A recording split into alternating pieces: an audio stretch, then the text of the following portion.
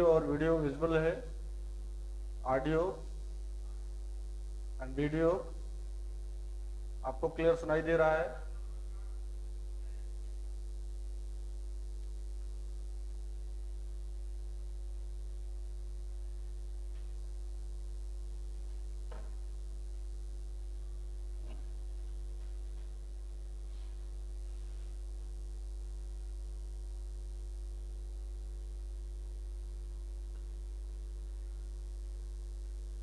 चलिए ठीक है, और आप लोग जल्दी से जुड़िए। जितना ज्यादा से ज्यादा लोग जुड़ेंगे उतना ही अच्छा रहेगा। तो हम लोग टॉपिक को स्टार्ट किया जाए। हम लोगों ने पिछली क्लास में पढ़ा था गैस्ट्रिक ग्लैंड्स। गैस्ट्रिक ग्लैंड्स पढ़ लिए थे। आज हम लोग एसोसिएटेड ग्लैंड्स पढ़ेंगे। एसोसिएटेड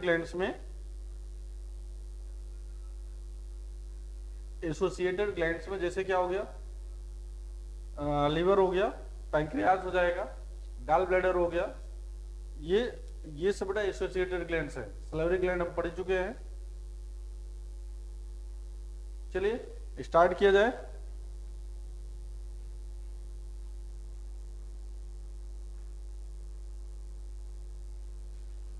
ठीक है,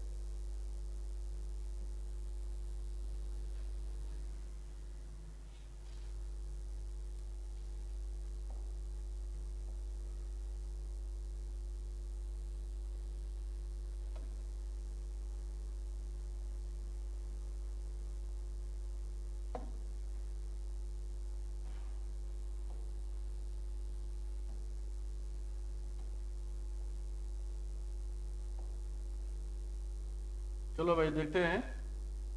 यहां से नया टॉपिक, लीवर, जिसको अपन लोग कहेंगे यकृत। यहां पर एक टर्म है बेटा हिपैटो, हिपैटर, या स्टडी ऑफ। जैसे अगर कभी किया जाए स्टडी ऑफ लीवर, क्या कहलाएगा? Study of liver is known as hepatology. तो जो हिपैटोलॉजी है, मेरा केवल एक ही क्वेश्चन है आपसे कि जो हिपैटो टर्म्स है, ठीक है ना, हिपैटिक टर्म है, ये लीवर से रिलेटेड है। Hepatic term related with liver. अब देखते हैं लीवर की क्या खास बात है। इसको आप कहेंगे largest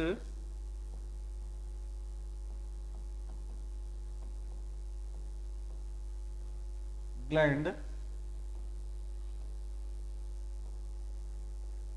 largest gland of human body. किसी भी ह्यूमन की सबसे बड़ी ग्रंथि अगर पूछा जाए तो क्या बताएंगे आप? लीवर। दूसरा पॉइंट आता है बच्चा कि यहां पर अगर ये कहा जाए कि लीवर की जो वेट है वो क्या होगा, या लीवर की लोकेशन क्या होगा, तो लीवर का वेट अब आप कह सकते हैं 1.52 या 1.2 से 1.8 केजी, लगभग बेटा 2 केजी के आसपास होता है, या 2.25 केजी के आसपास होता है ये। ठीक, ये वेट हो गया। अब अगला क्वेश्चन बनता है बेटा कि यहां पर लोकेशन क्या है? लोकेशन क्या हम सबको पता है बेटा? लोकेशन इसका क्या होगा? किसी बच्चे को पता है? किसी बच्चे को पता है कि अगर लोकेशन क्या है? तो हाँ देखो, हमारे पास बेटा ये डायफ्राम है। यहां पर क्या होता है? डायफ्राम। देखो ये डायफ्राम है। डायफ्राम के नीचे राइट साइड में, डायफ्राम के नीचे राइट साइड में ये एक फैल्सीफॉर्म लिगामेंट होता है। मतलब यहां पर देखिए 2 लोब होते हैं।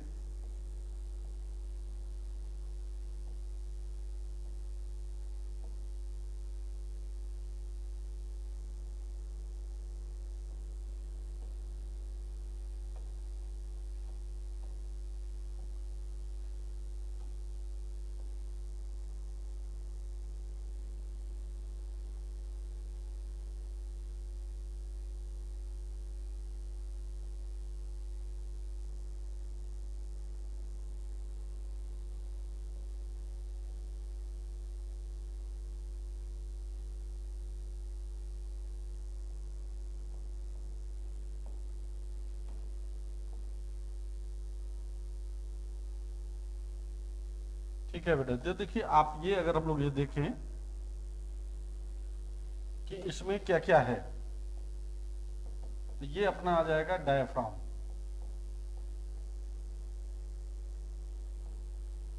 ये है बेटा डायफ्राम। डायफ्राम के नीचे यहां पर लोब है, और ये वाला हिस्सा इसको कहते हैं फैल्सीफॉर्म लिगामेंट। फैल्सीफॉर्म लिगामेंट। और ये है बच्चा राइट लोब, और ये है लेफ्ट लोब।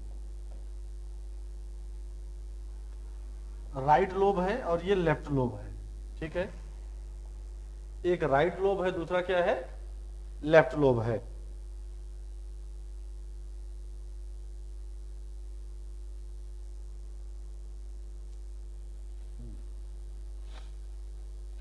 चलो बहुत अच्छा। जो राइट लोब होता है बेटा, यहां पर देखो, राइट लोब होता है ये लार्ज होता है, और लेफ्ट लोब क्या है यहां पर, ये स्मॉल है। Right lobe large, left lobe small.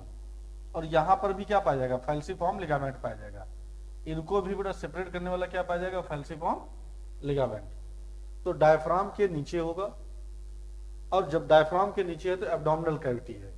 देखो ऊपर की ओर थ्रेसिस कैविटी है, नीचे की ओर बेटा एब्डोमिनल कैविटी है। तो ये एब्डोमिनल कैविटी में पाया जाएगा, डायफ्राम के below the diaphragm, below the diaphragm in बेटा abdominal cavity towards the right side. फिर से सुनो, इसकी लोकेशन हम लोग लिख लें।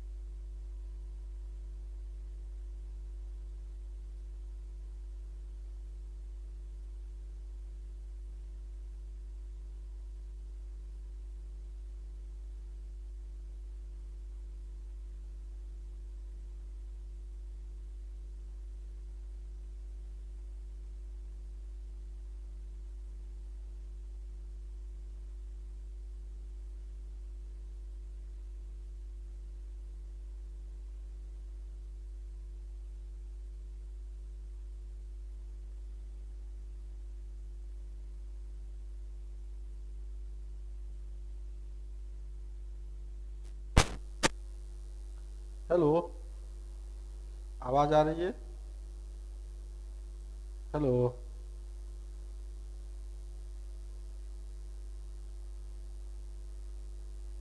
आवाज आ रही है?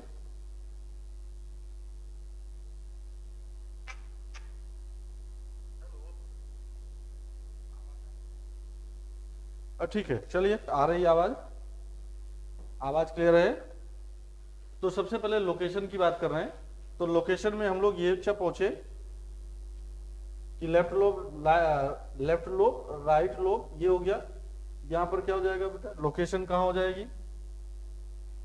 तो आप बोलेंगे कि लोकेटेड बिलो या प्रेजेंट बिलो द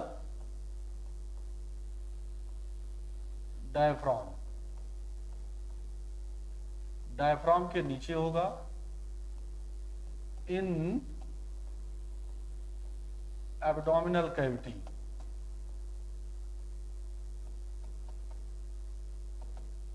टुवर्ड्स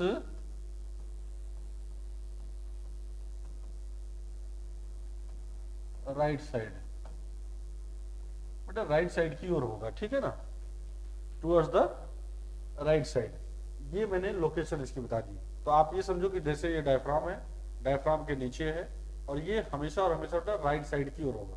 तो लीवर में ये राइट साइड होगा, एब्डोमिनल कैविटी होगा। और ये डायफ्राम से कैसे अटैच होता है, फैल्सीफॉर्म लिगामेंट से अटैच होता है। फैल्सीफॉर्म लिगामेंट से ये अटैच होगा, राइट।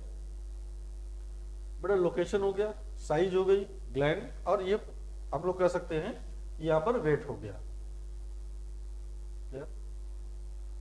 अब बेटा ये देखिए, मेल और फीमेल में भी क्या होता है, वेट का डिफरेंस होता है लीवर में।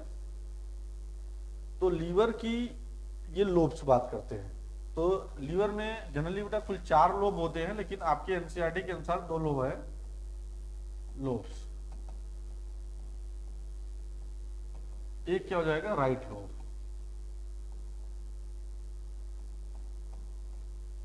राइट लोब, और दूसरा हो जाएगा लेफ्ट लोब। जो राइट लोब होगा ये स्मॉलेस्ट होगा, सॉरी लार्जेस्ट होगा, मतलब लार्ज होगा। और ये लेफ्ट लोब क्या होगा, ये स्मॉल होगा।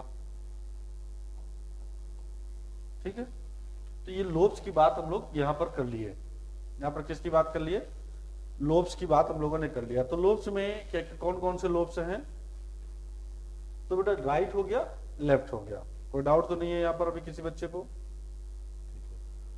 अब इसके बाद है हमारे पास इसका इंटरनल स्ट्रक्चर। इसका इंटरनल स्ट्रक्चर किसका, लीवर का। तो लीवर में देखिए इसका जो सबसे इसका देखो ध्यान से,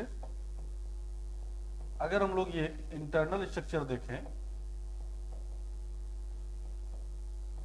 लीवर का बेटा इंटरनल स्ट्रक्चर अगर हम देखें तो ये ऐसे बना होता है, हेक्सागोनल होता है। यहां पर ये क्या पाया जाएगा बेटा, सेंट्रल कैनाल पाया जाएगा। इससे निकला हुआ रेडिएटिंग कैनाल होता है।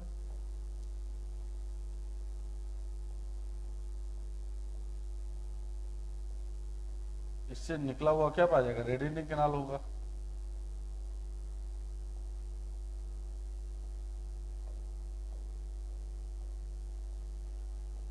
ठीक है बेटा, तो इस पे जो कवर होता है ना, ये देखो ध्यान से,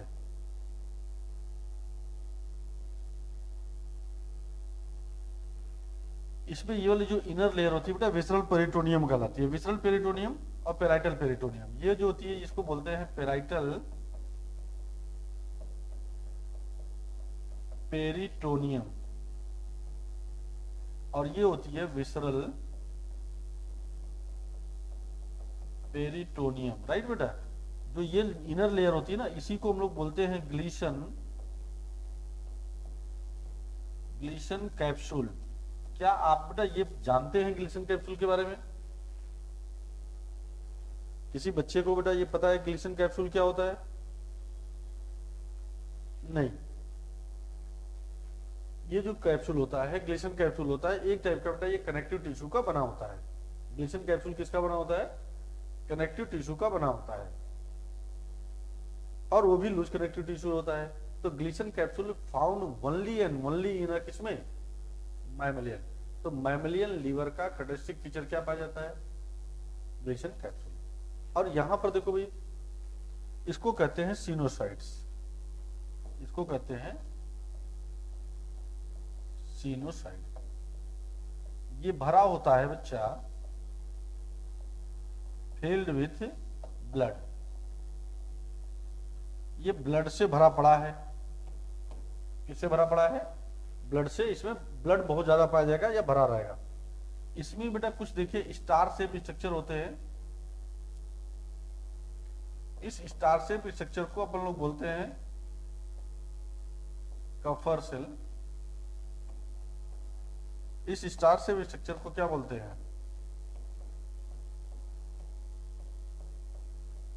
कफर सेल्स। ठीक है ना, इस स्टार शेप स्ट्रक्चर को क्या बोलते हैं, कफर सेल बोलते हैं। राइट, ये सिनोसाइट्स हो गया, फील्ड विद ब्लड हो गया, ग्लीसन कैप्सूल हो गया। ये पार्ट क्या हो जाएगा, ग्लीसन कैप्सूल।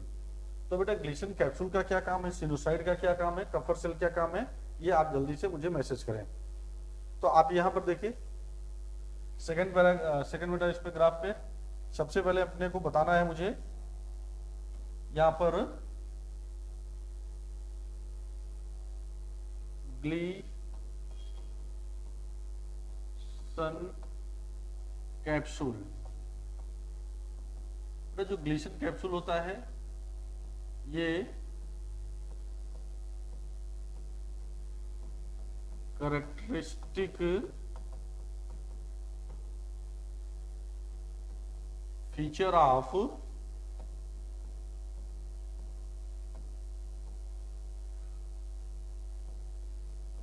मैमलियन लीवर। तो बेटा ये मैमलियन लीवर का ये फीचर होता है, मतलब ये पाया ही जाएगा मैमल्स में। अगर मैं कहूं क्या ये फ्रॉग में पाया जाएगा, क्या फ्रॉग के लीवर में पाया जाएगा, तो आप कहेंगे सर नहीं पाया जाएगा। ठीक है, ये पहला पॉइंट आपने डिस्कस कर लिया। सेकेंड पॉइंट अच्छा यहां से आपने डिस्कस करना है, जिसको कहोगे कफर सेल। कफर सेल्स ये स्टार शेप की स्ट्रक्चर होता है और ये फैगोसिटिक होता है। Phagocytic sales. फैगोसिटिक सेल का मतलब क्या होता है कि ये भक्षण करने का काम करता है, खाने का काम करता है। कोई भी माइक्रोब आएगा उसे ये खाने का काम करेगा, मतलब कि मार करके खाने का काम करेगा। तीसरा हो जाएगा सिनोसाइड। जो सिनोसाइड होता है ना, चाहिए जो सिनोसाइड्स होता है, ये होता है एक टाइप का reservoir of the blood. Reservoir of the blood का मतलब कि फर्स्ट फील्ड विथ भरा होता है ब्लड। तो इसमें ब्लड भरा होता है, इसीलिए स्प्लीन को हम लोग क्या कहते हैं बच्चे, ब्लड बैंक कहते हैं, या first reservoir of the blood कहेंगे। देखो ब्लड का स्टोरेज कहां पर होता है, तो बेटा ब्लड का जो स्टोरेज होगा वो कहां होगा बताइए आप। सर स्प्लीन में होता है, प्लीहा में, तिल्ली में होता है। तो इनमें क्या होता है, इनमें भी बेटा ब्लड का स्टोरेज होगा, लेकिन प्लीहा के बाद। तो second reservoir of the blood, अगर बेटा कहा जाए second reservoir of the blood, तो आंसर जाएगा लीवर के पास। तो ये तीन बहुत बेसिक बात हो गई। चलें आगे, आपको ये क्लियर हो चुका है। तो ग्लिसरॉल कैप्सूल हो गया, कफर सेल हो गया, सिनोसाइड्स हो गया, राइट। चलो भाई, ये इंटरनल स्ट्रक्चर मैंने यहां से जो इंपॉर्टेंट चीजें थी वो मैंने आपको डिस्कस कर लिया। इंपॉर्टेंट चीजें बेटा हमने आपको डिस्कस कर लिया। अब देखिए लीवर आपके पास दो है,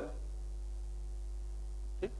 लीवर बेटा दो है, यहां से ग्लैंड निकलनी है, कौन कहां जाएगा मैं इसको एक फिगर से आपको समझाने की कोशिश कर रहा हूं और देखने की कोशिश करना बेटा।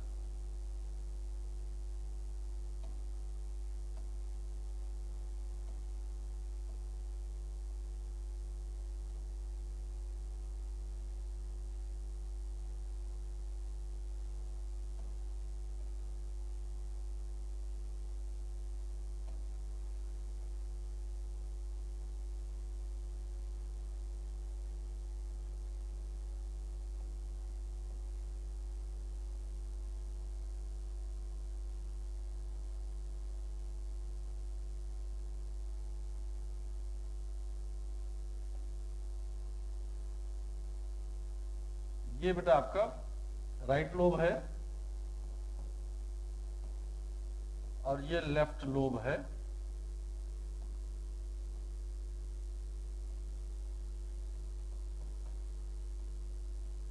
तो देखो चाहे राइट लोब हो या बेटा लेफ्ट लोब हो, यहां से क्या निकलेगी, यहां से डक्ट निकलेगी, यहां से भी डक्ट निकलेगी,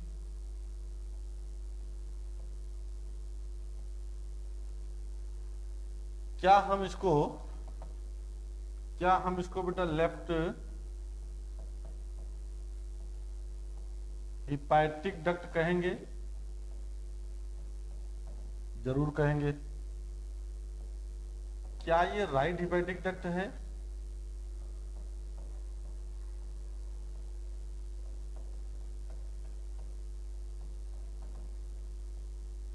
ये राइट हिपैटिक डक्ट हो गया। दोनों को बेटा मिला देंगे, अगर हम दोनों को मिला दें तो इसको बोलते हैं कॉमन हिपैटिक डक्ट, मतलब बेटा CHD या बेटा आप कह सकते हैं CH। जो हिपैटिक डक्ट है इसको बेटा बाइल डक्ट भी कहेंगे, ठीक। कॉमन हिपैटिक डक्ट को कॉमन बाइल डक्ट भी कहेंगे। तो अगर बेटा ये कहा जाए तो CBD हो जाएगा। कौन सा वर्ड यूज करेंगे? CBD। और इस तरफ ही बेटा राइट साइड में ही आप याद रखिएगा गाल ब्लैडर लगा होता है। क्या लगा होता है? Gall bladder.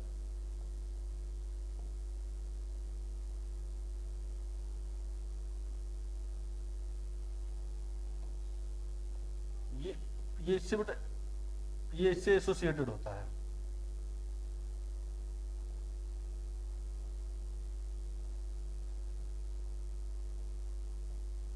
फिगर थोड़ा सा ध्यान से कंसंट्रेट होइएगा। इसको कहते हैं गाल ब्लैडर।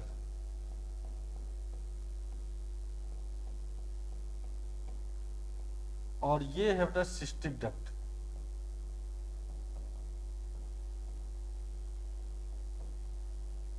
अब इसको जनरली बेटा हिपैटिक डक्ट जो था ये वाला, अब यहां से देखो ये इनको मिला करके अब हम लोग बाइल डक्ट बोलेंगे। कौन सा डक्ट बोलेंगे? Bile duct. यहां पर बेटा एक क्या होगा? स्फिंक्टर होगा।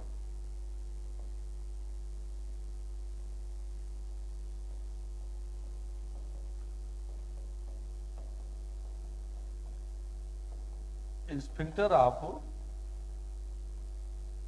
बॉयडन होगा। ठीक बेटा, यहीं पर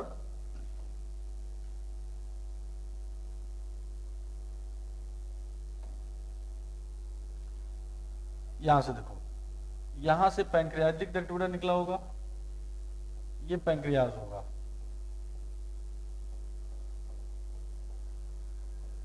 ठीक है, ये बेटा जो होंगे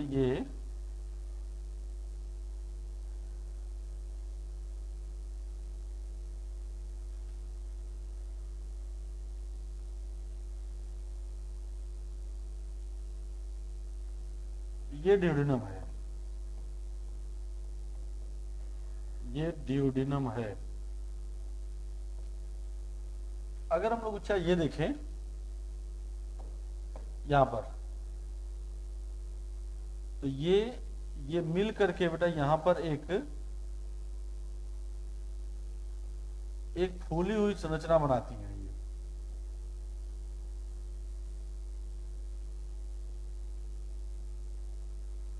ऐसे, इसको कहते हैं हिपैटो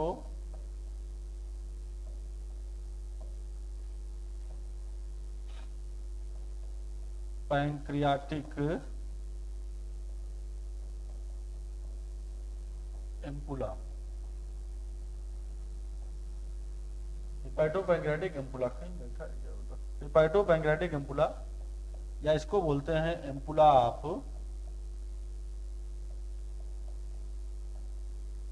बेटर। बेटा एम्पुला ऑफ बेटर। चलो बहुत अच्छा। ये जो यहां पर भी एक क्या पाया जाएगा? यहां पर भी एक बेटा स्फिंक्टर पाया जाएगा इस जगह पर। इस स्फिंक्टर को हम लोग बोलते हैं sphincter of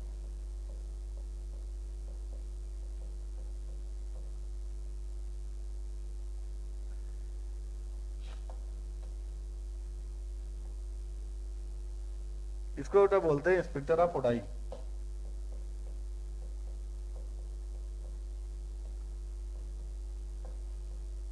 sphincter of OD या स्फिंक्टर ऑफ ओडाई। चलो एक बार जल्दी से फिर से बेटा आप इसको जान लो, समझ लो। ये राइट लोब है, ये लेफ्ट लोब है। राइट की तरफ से राइट हिपैटिक डक्ट निकलेगी, लेफ्ट की तरफ से लेफ्ट हिपैटिक डक्ट निकलेगी, दोनों मिलके कॉमन हिपैटिक डक्ट मिलेंगे। यहां से बाइल जूस आएगा, यहां से क्या आएगा? बाइल जूस आएगा। बाइल जूस जो होगा ये गाल ब्लैडर में स्टोर होगा। गाल ब्लैडर की डक्ट को हम लोग कौन सी डक्ट कहेंगे? सिस्टिक डक्ट कहेंगे।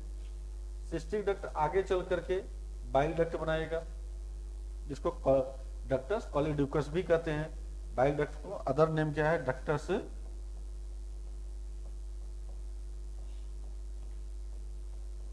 कॉलीड्यूकस। डक्टस कॉलीड्यूकस बेटा बोलेंगे।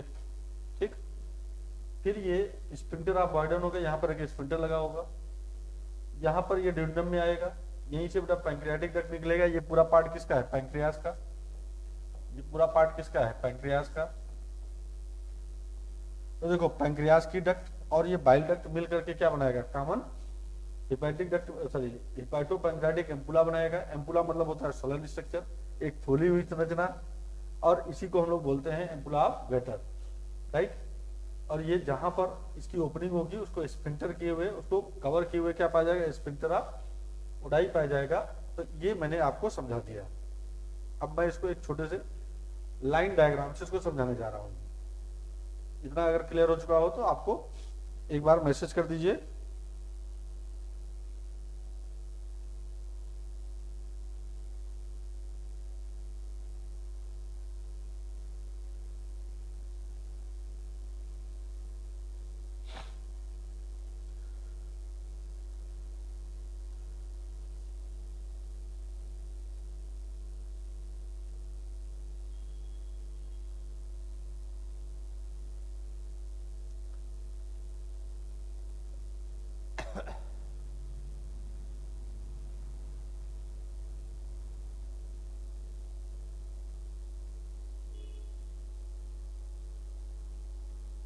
ठीक है, चलो भाई, मैं इसको एक लाइन डायग्राम से आपको रिप्रेजेंट करता हूँ, ठीक ना। इसको मैं एक लाइन डायग्राम से आपको समझाने की कोशिश करूंगा। मैं इसको हटा रहा हूं।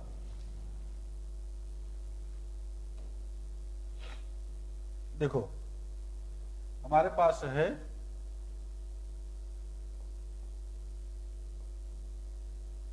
राइट लीवर या राइट लोब है,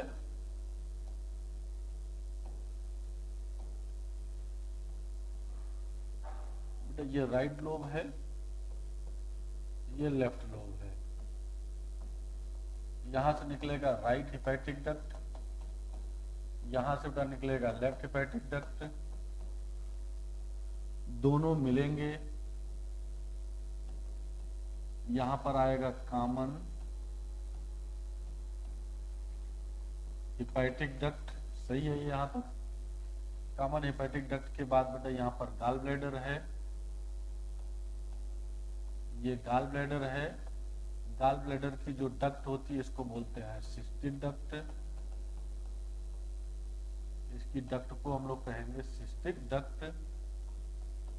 ये यहां पर मिलेगा। अब ये बेटा जब ये और ये मिल करके, देखो ये और ये मिल करके ये बना लेगा, जिसको कहते हैं बाइल डक्ट। इसको कहेंगे बेटा बाइल डक्ट। और जब बाइल डक्ट होता है ये आगे चल करके, देखो ये बाइल डक्ट हुआ।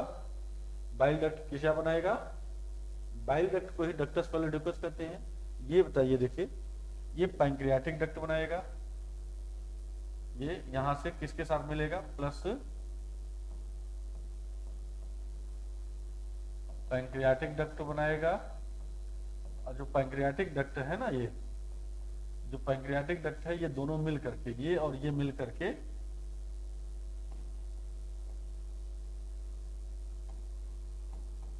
पैंक्रियाटिक डक्ट और ये बाइल डक्ट मिल करके क्या बनाएगा भाई? हम लोग कह सकते हैं कि हिपैटो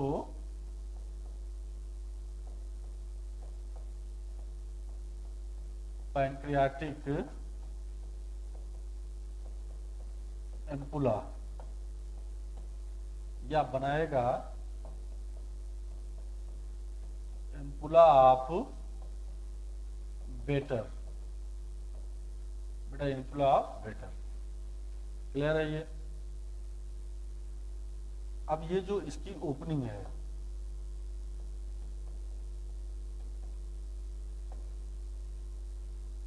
इसकी opening guarded by, opening guarded by the क्या? बोल दो एक बार। स्फिंक्टर ऑफ ओडी या ओडाई। बेटा जो बाइल डक्ट है इसकी ओपनिंग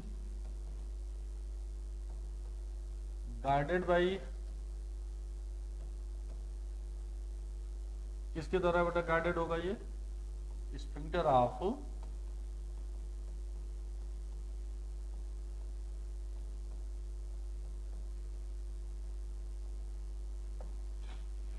स्फिंक्टर ऑफ बॉयडन है। क्या हो जाएगा ये? Sphincter of बॉयडन। ये पूरा लाइन डायग्राम से मैंने आपको समझा दिया। कोई दिक्कत है यहाँ पर? ये पूरा पार्ट है लीवर का।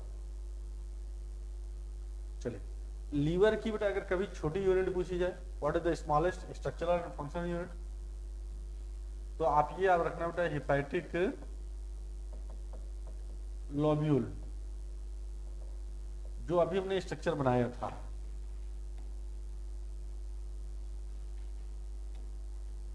ये स्ट्रक्चर, इसको हम लोग क्या बोलेंगे? इस स्ट्रक्चर को हम लोग क्या बोलेंगे? Hepatic lobule. क्या बोलेंगे? Hepatic lobule.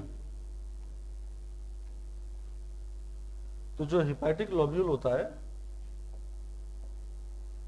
ध्यान रखना बेटा, ये smallest structural and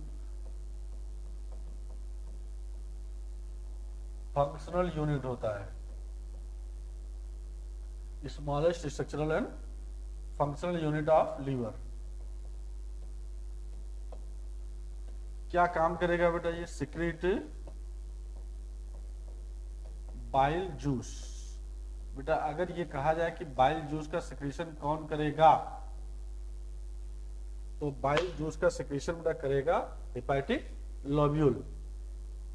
bile juice का सिक्रेशन करेगा कौन? Hepatic lobule. ठीक। अगर बेटा ये कहा जाए जो बाइल जूस होगा कितना लगभग बनेगा, अमाउंट,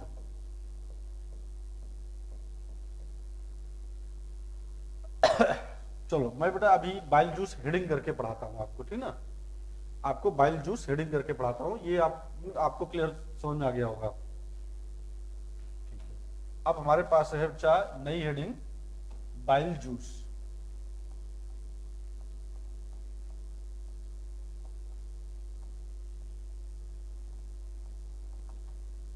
बाइल जूस जो होगा, सबसे पहले बेटा इसका अमाउंट, तो आप ये याद रख लो बेटा कि 1 से 1.5 लीटर पर डे सिक्रेट होगा। 1 से 1.5 लीटर पर डे सिक्रेट होगा, राइट। दूसरा पॉइंट आता है कि बाइल जूस का जो पीएच होगा वो लगभग 8.6 होगा, मतलब मैक्सिमम होगा। But in gall bladder,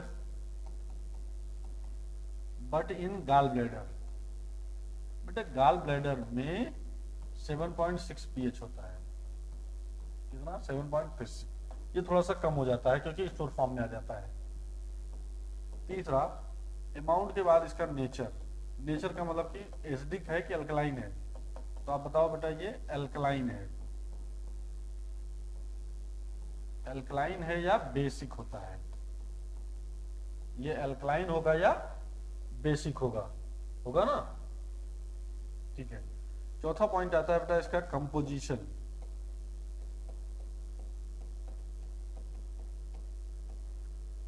composition का मतलब इसमें क्या क्या चीज पाई जाएगी। तो क्या हम सबको पता है बेटा कि बाइल जूस में क्या क्या चीजें पाई जाएंगी? किसी बच्चे को पता है बेटा? कोई मैसेज कर दीजिए एक बार। सिग्नल नहीं है, सही हो गया सर, अच्छा ठीक है देव।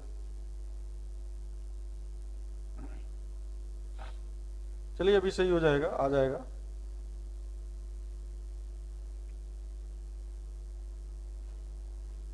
अब देखिए जो कंपोजिशन होगा,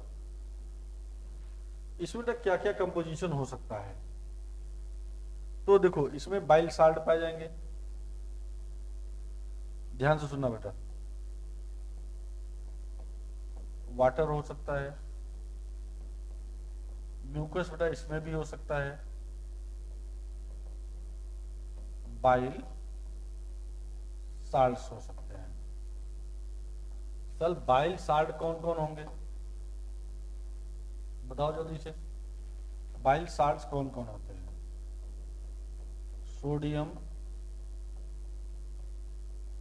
ग्लाइकोलेट, सोडियम तारोकोलेट, ये दो बेटा बाइल साल्ट होते हैं। ठीक, क्या होते हैं ये? बाइल साल्ट होते हैं, राइट। यहां पर जब बाइल पिगमेंट पाया जाएगा, बाइल पिगमेंट्स, क्या आपको पता है बेटा कि बाइल पिगमेंट यहां पर कौन कौन होगा? किसी बच्चे को ये पता है बेटा बाइल पिगमेंट कौन कौन होंगे? जल्दी से देव आंसर करो भाई। बाइल पिगमेंट्स, बाइल पिगमेंट दो होते हैं, एक होता है बिली रूबिन और बिली वर्डिन। बेटा जो बिली वर्डिन या बिली रूबिन होता है, देखो ये येलोइश कलर होगा और ये ग्रीनिश कलर होगा। मतलब आप ऐसे कर सकते हैं ग्रीन कलर होगा, ठीक है। तो आप ऐसे बोल सकते हो बेटा जो बाइल पिगमेंट होते हैं ये येलोइश ग्रीन कलर के होते हैं और ये हीमोग्लोबिन के टूटने से बनेगा। किसके टूटने से बनेगा बेटा? ये हीमोग्लोबिन के टूटने से बनेगा। हाँ, इसमें एक ही पॉइंट बेटा है और जबरदस्त है, क्या? No any digestive enzyme.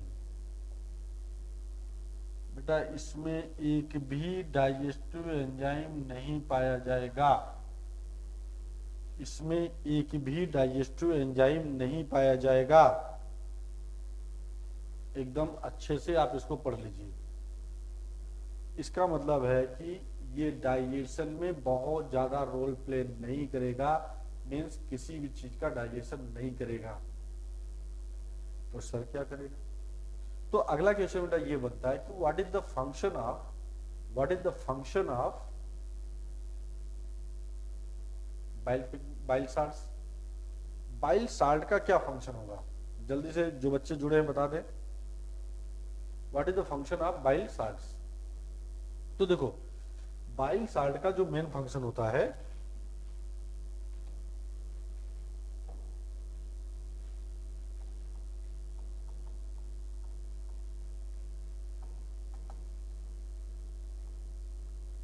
ये करता है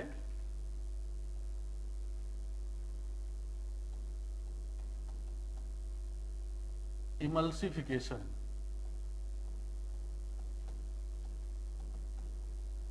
इमल्सिफिकेशन ऑफ फैट,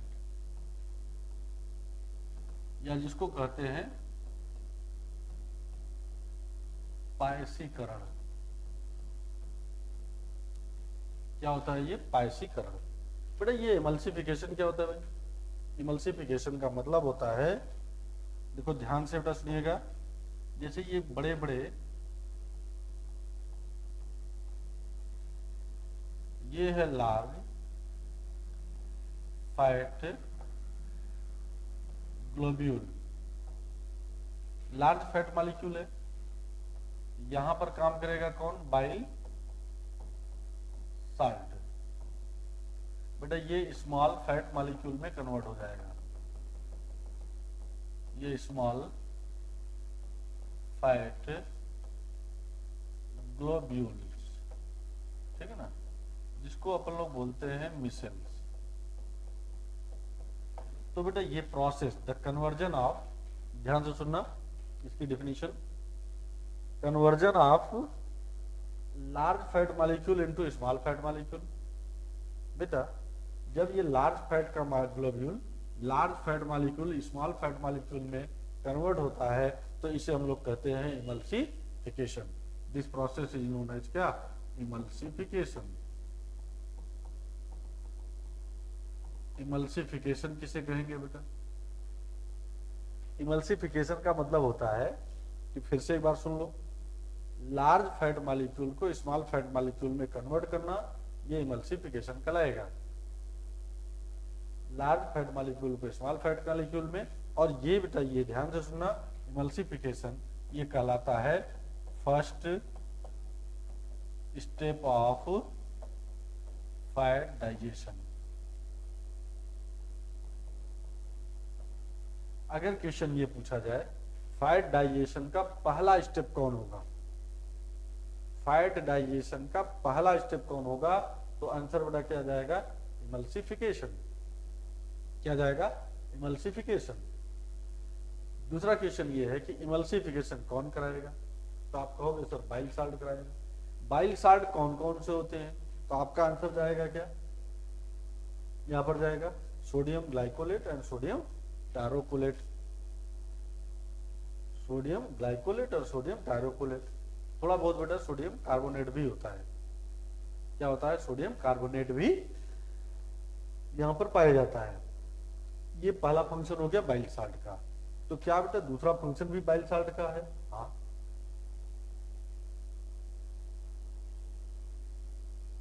दूसरा फंक्शन भी देखो, क्या बाइल साल्ट का बेटा दूसरा फंक्शन आपको पता है, तो हाँ ये इसका सेकंड फंक्शन आएगा।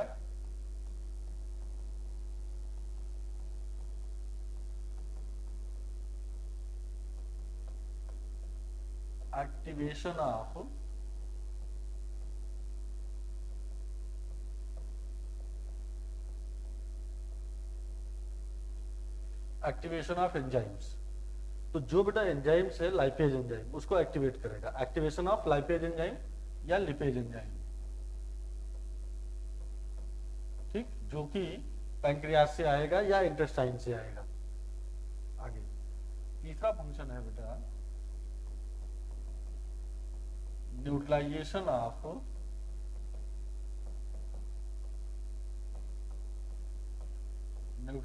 Of acidic food.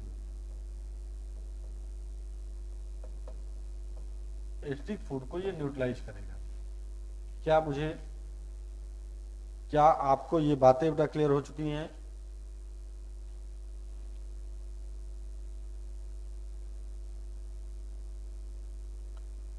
एक बार मैसेज कर दीजिए कोई जो भी है बच्चे।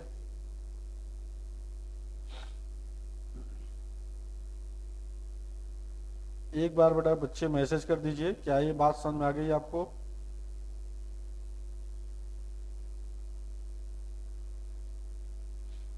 चलो ठीक है, उम्मीद है कि आपको ये बातें समझ में आ गई हैं।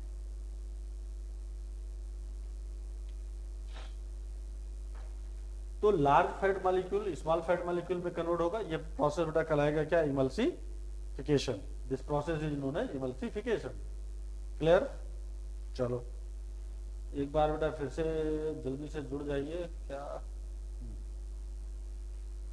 मेरा बाइल जूस से लेकर के बाइल साल्ट तक फंक्शन हो गया। अब इसके बाद है बाइल पिगमेंट्स। थोड़ा सा किसके बारे में डिस्कस करेंगे, बाइल पिगमेंट्स के बारे में।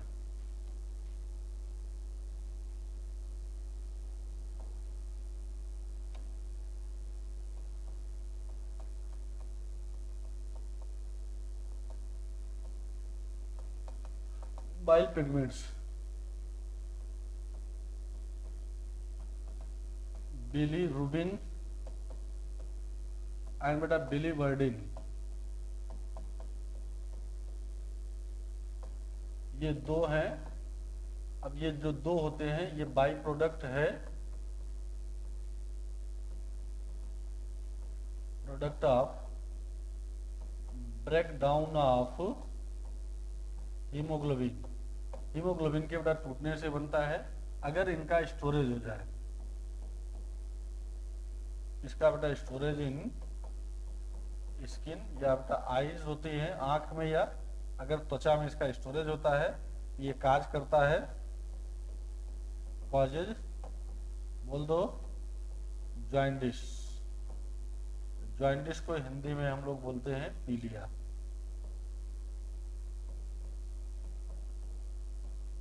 क्या हो जाएगा, पीलिया हो जाएगा। और पीलिया अगर मैं आपसे बेटा कहूं किस टाइप का रोग है, तो ये आप कहेंगे सर डाइजेस्टिव डिसऑर्डर है। एक क्वेश्चन ये आपके यहां बन सकता है। पीलिया किस टाइप का रोग है? तो आप कहेंगे सर डाइजेस्टिव डिसऑर्डर है। ठीक है, बहुत अच्छा। तो बिलीरुबिन, बिलीवर्डिन हो गया, बाइल पिगमेंट हो गया, बाइल साल्ट हो गए। ठीक है, अब आपके पास क्वेश्चन आता है कि लीवर का क्या फंक्शन है? What is the function of liver? तो आपको ये एकदम याद रख लेना कि लीवर काफी बिजी ऑर्गन है, आपकी बॉडी का काफी बिजी ऑर्गन है, और ये एक टाइप का लिविंग लैब है, लिविंग लेबोरेटरी है केमिकल रिएक्शन का। सॉरी बेटा।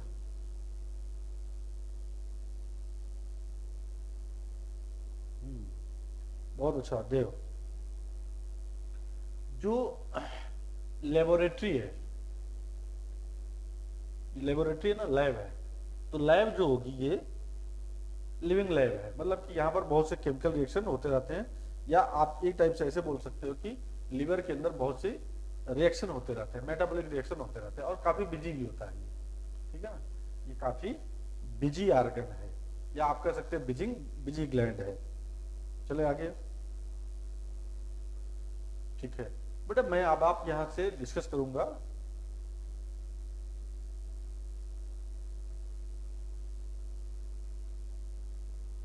यहाँ से। अब अपन लोग डिस्कस करेंगे क्या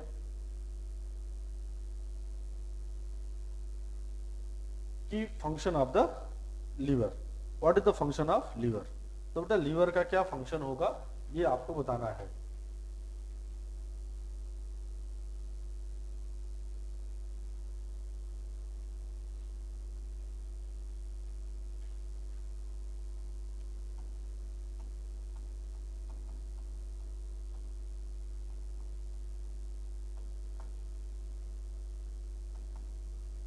पहला,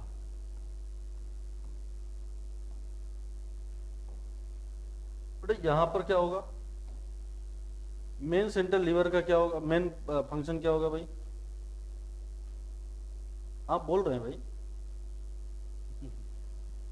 यहां पर होगा लीवर का मेन फंक्शन होगा कि रेगुलेशन ऑफ, या regulate carbohydrate metabolism. Carbohydrate metabolism एक एक बेटा एक्सप्लेन करेंगे अभी, पहले आप लिख लीजिए। दूसरा है डी एमिनेशन, तीसरा है स्टोरेज, चौथा है सिंथेसिस, बनाने वाली चीजें, पांचवा है हीमोपोएटिक ऑर्गन, जो पांचवा छठा है बेटा यहाँ पर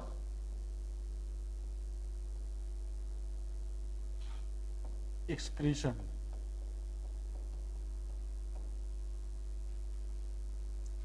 एक्सक्रीशन, चलो भाई।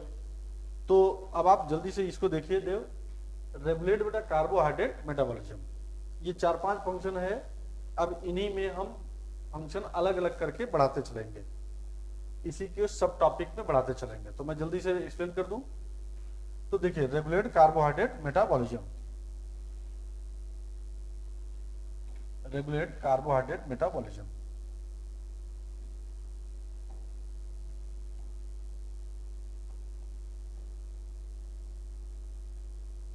रेगुलेट कार्बोहाइड्रेट मेटाबॉलिज्म, मतलब आप ऐसे कह सकते हैं कि मेटाबॉलिज्म कार्बोहाइड्रेट का रेगुलेटरी सेंटर है ये। कैसे? या तो देखो भाई, अब 3-4 स्टेप यहां पर होते हैं, यहां पर बेटा 3-4 स्टेप होते हैं। चलिए कौन कौन सा सेंटर होता है आप ये देख लो जल्दी से। पहला,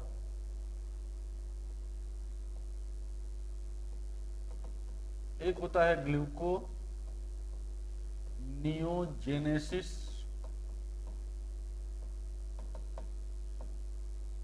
ग्लाइकोजेनेसिस, ग्लाइको जीनोलाइसिस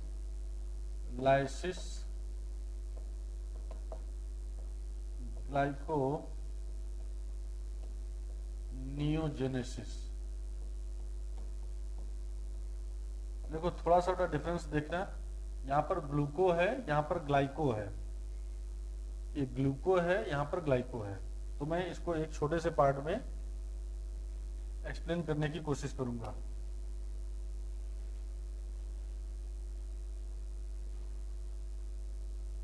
चलो भाई देखो, ग्लूकोनियोजेनेसिस। ग्लूको मतलब क्या हो जाएगा यहाँ पर? ग्लूको मतलब होता है ग्लूकोज, नियो मीन्स होता है नया, जेनेसिस मतलब होता है बनाना। जब बेटा ग्लूकोज का नया मॉलिक्यूल बनेगा, ग्लूकोज का नया मॉलिक्यूल बनेगा, तो उसे हम लोग बोलेंगे ग्लूकोनियोजेनेसिस। ग्लूकोनियोजेनेसिस। ग्लाइकोजन का नया मॉलिक्यूल बनेगा तो बेटा ग्लाइकोजेनोलिसिस। अब मैं एक एक करके ध्यान से सुनेगा। जैसे हमारे पास बेटा एक्सेस में प्रोटीन है, क्या है? प्रोटीन है, या हमारे पास फैट है। इससे अगर हम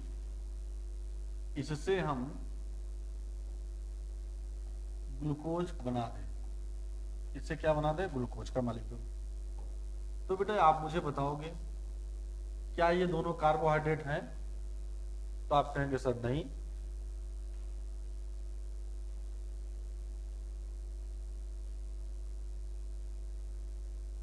हाँ ठीक है बेटा, फर्स्ट वन इज द ग्लूको है, देखो ध्यान से, फर्स्ट वन सेकंड वन से मतलब नहीं है बेटा, प्रोसेस की बात आप देखिए। जब ये इसको अपन लोग कहेंगे नॉन कार्बोहाइड्रेट,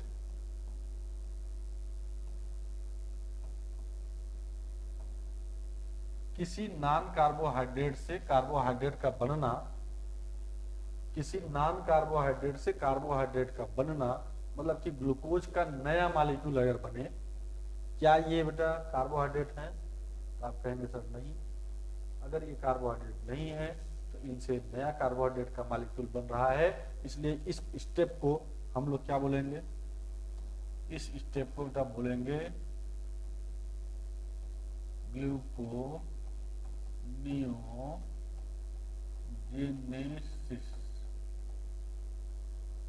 इस स्टेप को हम लोग क्या बोलेंगे बच्चा? Gluconeogenesis. This step is known as gluconeogenesis. अब मुझे बताओ बेटा, ग्लूकोज का नया मॉलिक्यूल बन चुका है। चलो भाई, ग्लूकोज का नया मॉलिक्यूल बन चुका है। अगर बेटा ग्लूकोज का नया मॉलिक्यूल बन गया तो ये स्टोरेज होगा इसका। जब हम इसको स्टोर करते हैं, हम इसको बेटा क्या करते हैं? स्टोर करने की कोशिश करते हैं। अगर हम इसको स्टोर करते हैं तो ये ग्लाइकोजन बन जाएगा। ग्लूकोज का स्टोरेज बेटा किस फॉर्म में करेंगे?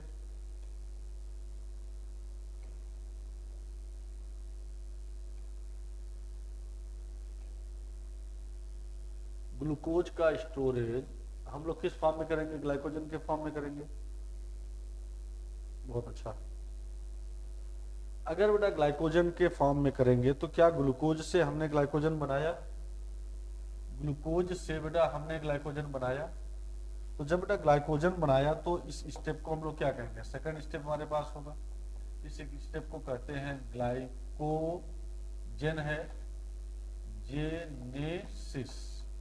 बेटा क्या बोलेंगे? ग्लाइकोजेनेसिस। ये स्टेप कहलाएगा ग्लाइकोजेनेसिस। कोई दिक्कत यहां तक तो नहीं है। अब ग्लाइको जो जेनेसिस होगा बेटा, अब देखो ग्लाइकोजन है, ग्लाइकोजन क्या करेगा? जब जरूरत होगी तो ये इसमें कन्वर्ट हो जाएगा। जब जरूरत होगी, ज्यादा ग्लूकोज होगा तो बेटा ज्यादा ग्लूकोज होगा बॉडी में तो ग्लाइकोजन में कन्वर्ट हो जाएगा। जब जरूरत पड़ेगी तो ये इसमें टूट जाएगा ग्लाइकोजन। मतलब कि ग्लूकोज ग्लाइकोजन में एक दूसरे में कन्वर्ट होते रहते हैं। अगर बेटा यहां पर देखो, अगर ग्लाइकोजन टूट रहा है तो यहां पर थर्ड स्टेप की प्रोसेस होगी। क्या थर्ड स्टेप बेटा क्या कहलाएगा? ग्लाइकोजिनोलाइसिस।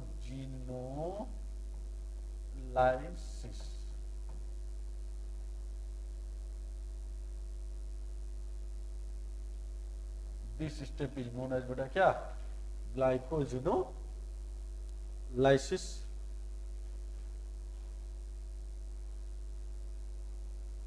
बार बार बेटा बंद हो जा रहा है ना।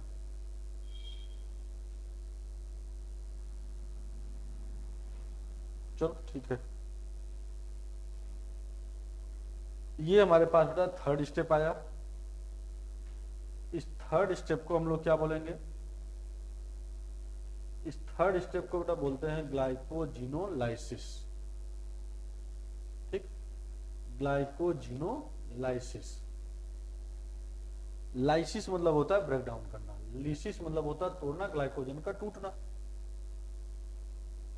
बेटा अब कभी कभार क्या होता है कि डायरेक्ट ग्लाइकोजन बन जाता है। क्या होता है, ग्लाइकोजन डायरेक्ट बन जाता है। कैसे बनता है भाई, हमारी बॉडी में कभी कभी बेटा हमारी बॉडी थक जाती है, तो जब थकती है तो ये क्या बनता है, लैक्टिक एसिड। इस लैक्टिक एसिड के कारण ही हमें थकावट आती है। इस लैक्टिक एसिड के कारण ही बेटा हमें थकावट आएगी। तो कभी कभार क्या होता है कि यहाँ पर ग्लाइकोजन इसमें कन्वर्ट हो जाता है। लैक्टिक एसिड किस में कन्वर्ट हो जाएगा, ग्लाइकोजन में कन्वर्ट हो जाता है। तो जब बेटा ग्लाइकोजन में कन्वर्ट हो जाता है तो ये प्रोसेस चौथा स्टेप कहलाएगा। चौथा क्या कहलाएगा, ग्लाइकोनियोजेनेसिस। तो देखो ये ग्लाइकोजन डायरेक्टली ये नया मॉलिक्यूल बना ले रहा है। ग्लाइकोजन क्या कर रहा है, डायरेक्टली नया मॉलिक्यूल बना रहा है। तो क्या हमें आपको बेटा क्लियर हो गया चारों स्टेप, क्या आपको चारों स्टेप क्लियर हो गया। तो ग्लूकोज का नया मॉलिक्यूल बनना, ग्लूकोनियोजेनेसिस, ग्लूकोज का बेटा स्टोरेज होना। अब मैं आपसे अगर पूछूं कि ग्लाइकोजन का स्टोरेज कहां पर होगा,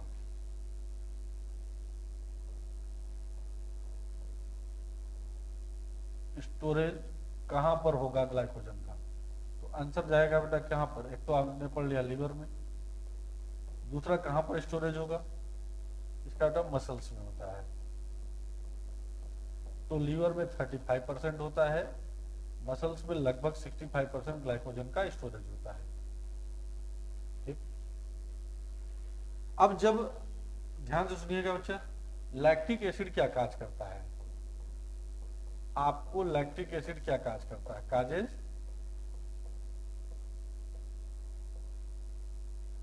muscular fatigue. Muscular fatigue, fatigue का मतलब होता है थकावट। तो जब अगर क्वेश्चन ये पूछा जाए शरीर में थकावट किसके कारण लगेगा, अगर शरीर में थकावट किसके कारण लगेगा तो आप क्या बोलोगे, लैक्टिक एसिड के कारण। लैक्टिक एसिड ही बेटा आपको नींद को भी इंड्यूस करेगा। नींद को, जैसे हम लोग थके रहते हैं तो जल्दी सो जाते हैं, और कभी बहुत ज्यादा थके रहते हैं तो एकदम नहीं सोते हैं। अगर बहुत ज्यादा थकते हैं तो एकदम नहीं सो पाते, मतलब नींद नहीं आ पाती है। तो क्या कारण है भाई, इसका मतलब होता है कि लैक्टिक एसिड ही है जो हाइपोथैलेमस को, ब्रेन के हाइपोथैलेमस को इंड्यूस करेगा, प्रभावित करेगा, जिसके कारण नींद आ जाएगी, जिसके कारण क्या आ जाएगी, नींद आ जाएगी। तो ये स्टोरेज हो गया, लीवर हो गया, मसल्स में स्टोरेज होगा। क्या बेटा ग्लूकोज, ग्लूकोज का नॉर्मल लेवल आप जानते हैं ब्लड में कितना होता है, नॉर्मल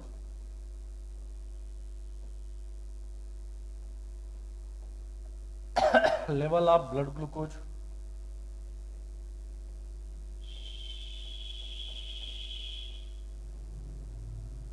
कितना हो जाएगा, 80 से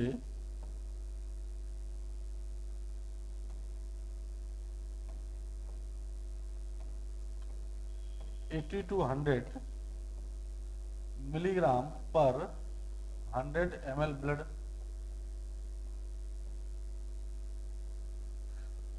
80 से 100 मिलीग्राम पर 100 ml ब्लड। ये क्या करेगा बेटा, ये नॉर्मल ब्लड ग्लूकोज लेवल है। ये क्या है, नॉर्मल ब्लड ग्लूकोज लेवल है। तो ये पहला फंक्शन मैंने पढ़ा दिया आपको, क्या, रेगुलेशन ऑफ कार्बोहाइड्रेट मेटाबॉलिज्म। कोई अगर डाउट है तो एक बार मैसेज करिए। किसी बच्चे को डाउट तो नहीं है? किसी बच्चे को डाउट तो नहीं है भाई?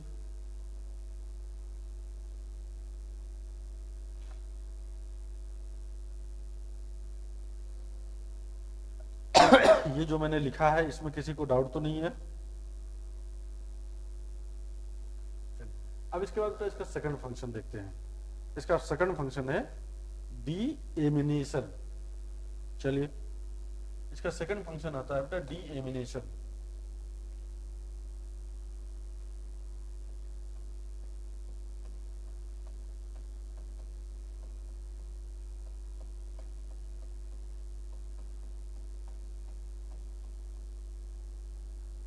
डी एमाइनेशन या डी एमिनेशन,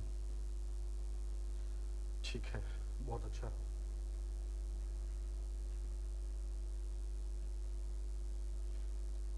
अब देखो डी, पहले तो बेटा देखो डी, डी मतलब होता है निकलना, निकलना। एमिनेशन मतलब होता है एमीन का निकलना, एमीन का निकलना। तो सबसे पहले तुम्हें बेटा अमीनो एसिड का फार्मूला आना चाहिए। जैसे हमारे पास एक अमीनो एसिड है R C C O O H H N H two, ये किसी भी एक अमीनो एसिड का सिंपल सा फार्मूला है। क्लियर है क्या? ये एक सिंपल से अमीनो एसिड का ये फार्मूला है, ये अमीनो एसिड का फार्मूला है। तो बेटा इसमें क्या निकलना है? अमीन ग्रुप को निकलना है। तो चलो भाई, अमीन ग्रुप कहां पर है? ये है। तो ये अमाइनो ग्रुप का निकलना, तो किससे निकलना? ये स्ट्रक्चर किसका है? अमीनो एसिड का। अगर क्वेश्चन बेटा ये कहा जाए कि डीएमिनेशन होता क्या है, तो आप आंसर बताओगे removal of amino group from amino acid. किसी अमाइनो एसिड से, किसी अमाइनो एसिड से अमाइनो ग्रुप का निकलना क्या कहलाएगा भाई? क्या कहलाएगा? ये कहलाएगा डी एमिनेशन। क्या कहलाएगा? Deamination. दूसरा चीज बेटा, अगर ये अमीनो ग्रुप है, ये हाइड्रोजन को लेकर के ये बना लेगा अमोनिया। यहां से क्या बन जाएगा? ये कन्वर्ट हो जाएगा अमोनिया। अब क्वेश्चन को ध्यान से सुनिएगा। क्वेश्चन ये बनता है कि अमोनिया की सिंथेसिस कहां होगी? तो आंसर क्या बताओगे? अमोनिया की सिंथेसिस सर लीवर में होगी। अमोनिया की सिंथेसिस कहां होगी? लीवर में होगी। कौन से प्रोसेस से होगी? सर डीएमिनेशन से होगी। कौन से प्रोसेस से? डीएमिनेशन से। अगला क्वेश्चन बेटा ये बनता है कि डीएमिनेशन कहां होता है? डीएमिनेशन कहां होता है? तो आंसर जाएगा आपका लीवर में। तो लीवर में ही अमोनिया की सिंथेसिस होगी। अमोनिया हाईली टॉक्सिक है, बहुत ज्यादा जहरीला है, हाईली टॉक्सिक है, लीवर बना रहा है। तो लीवर इसको तुरंत किस में कन्वर्ट कर देगा? कार्बन डाइऑक्साइड के साथ अमोनिया। ध्यान से बेटा सुनिएगा, अमोनिया कार्बन डाइऑक्साइड के साथ मिल करके, अमोनिया कार्बन डाइऑक्साइड के साथ मिल करके ये बना देगा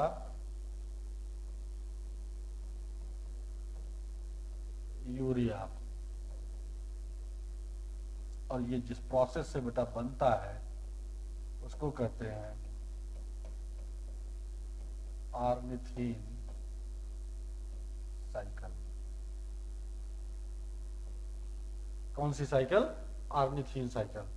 और ये जो बेटा ऑर्निथीन साइकिल है, इससे यूरिया बनता है। तो अब मुझे आप बताइए, यूरिया की सिंथेसिस कहां होगी? बताओ ना बेटा, यूरिया की सिंथेसिस कहां होगी? सर यूरिया की सिंथेसिस लीवर में होगी। कौन से प्रोसेस से होगी?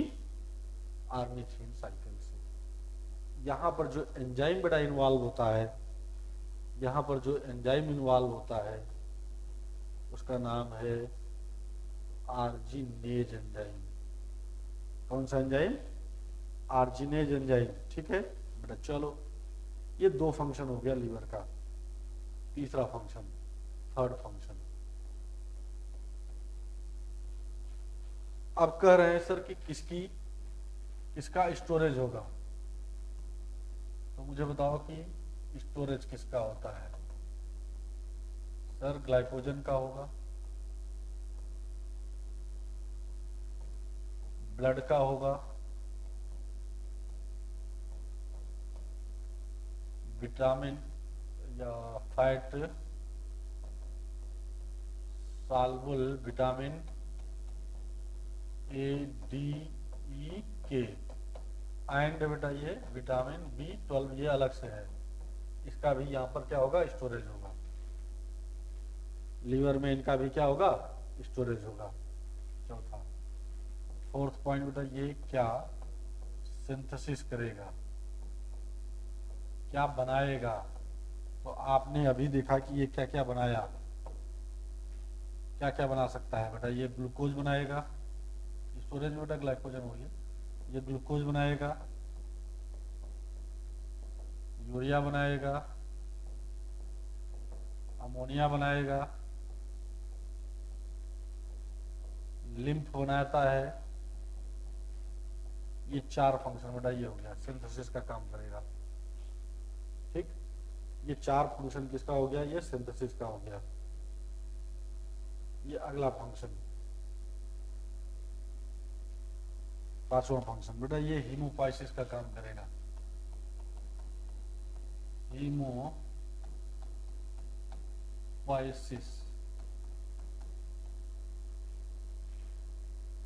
What is the function of हीमोपाइसिस?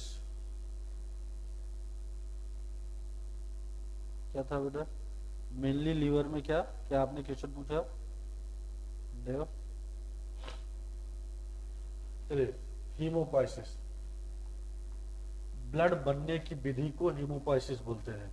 The process of formation of blood या ब्लड फॉर्मेशन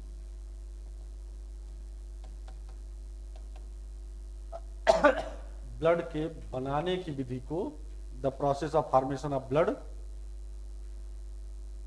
देव, ठीक है, बहुत अच्छा। The process of formation of blood is known as haemopoiesis.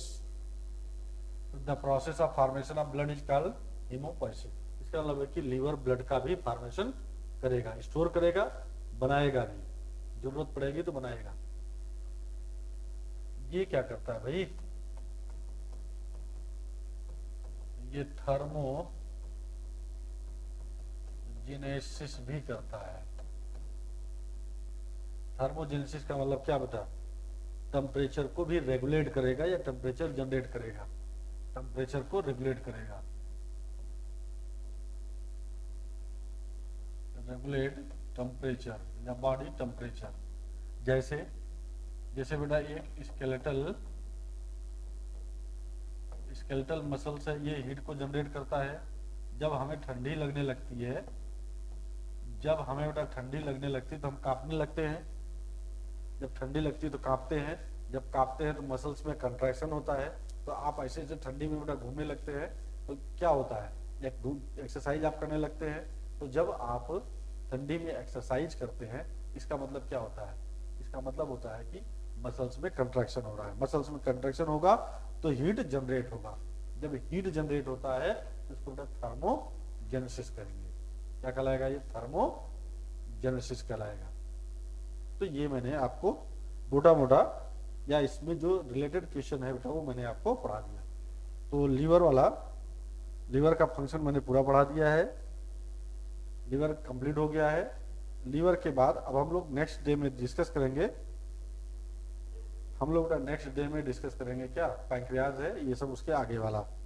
ठीक, अगर किसी कोई डाउट हो तो जल्दी से बता दीजिए। डाउट हो तो बेटा एक बार बोल दीजिए।